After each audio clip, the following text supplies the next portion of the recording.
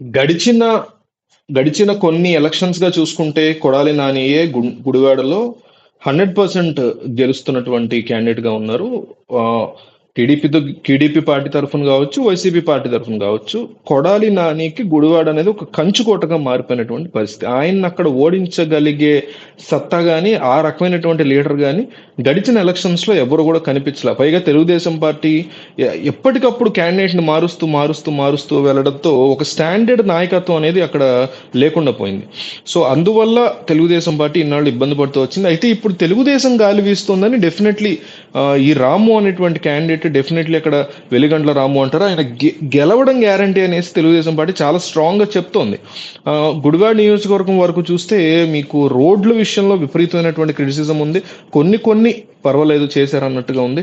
So Kodali Nani అనే కాదు, రాష్ట్ర వ్యాప్తంగా ఏ పార్టీ అధికారంలో ఉన్నప్పుడు, తెలుగుదేశం ఉన్నప్పుడైనా వైసీపీ ఉన్నప్పుడైనా జస్ట్ 2%, 1% గట్టిగా చేస్తే 5% చేస్తారు. మిగతా 95 సమస్యలు అట్లాగే ఉంటాయి. సో అందువల్ల గుడివాడ ఇట్లా ఉంది. అయితే ఇక్కడ మనకు ఒక ఇంట్రెస్టింగ్ పాయింట్ ఏంటంటే 3 ఎన్నికల నుంచి కూడా కొడాలి నానినే గెలిపిస్తున్నారు. సో అందువల్ల అవతల అభ్యర్థి ఎవరున్నారు అనేది పక్కన పెడితే మార్పు కోరుకునే పరిస్థితి కనిపిస్తుంది. అంటే ఒక ఛాన్స్ ఇద్దాం వేరే వాళ్ళకి. ఇప్పటి వరకు 3 సార్లు కొడాలి నానికి ఇచ్చాం కదా, ఈ ఒక్కసారి వేరే వాళ్ళకి ఇద్దాం అని చాలా మంది అనుకుంటున్నటువంటి పరిస్థితి గుడివాడలో ఉంది అనేసి తెలుగుదేశం పార్టీ చెప్తోంది.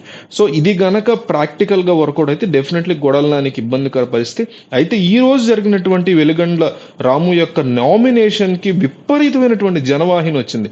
అయితే వైసీపీ వాళ్ళు వీళ్ళు ఎక్కడి నుంచో తరలించారంటూ ఆరోపణలు చేస్తున్నా కూడా, లేదు స్వచ్ఛందంగానే వచ్చారని తెలుగుదేశం పార్టీ అంటున్నా కూడా, జనం చూస్తే మాత్రం ఎక్సలెంట్ గా ఉన్నారు.